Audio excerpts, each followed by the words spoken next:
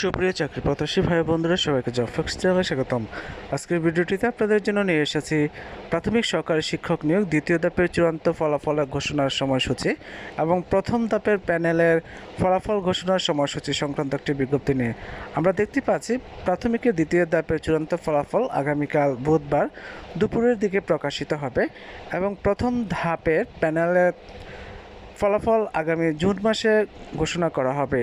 আর এরকম বিভিন্ন চাকরি পরীক্ষার তথ্যবল ভিডিও, চাকরি পরীক্ষার নিয়োগ বিজ্ঞপ্তি, চাকরি পরীক্ষার প্রস্তুতি, চাকরি পরীক্ষার সময়সূচি, প্রশ্নের সমাধান ও ফলাফল পেতে চ্যানেলটি সাবস্ক্রাইব করে বেল আইকন বাজিয়ে রাখার অনুরোধ করছে, যাতে করে পরবর্তী ভিডিও আপলোড করার সাথে সাথে আপনারা নোটিফিকেশন পেয়ে যান।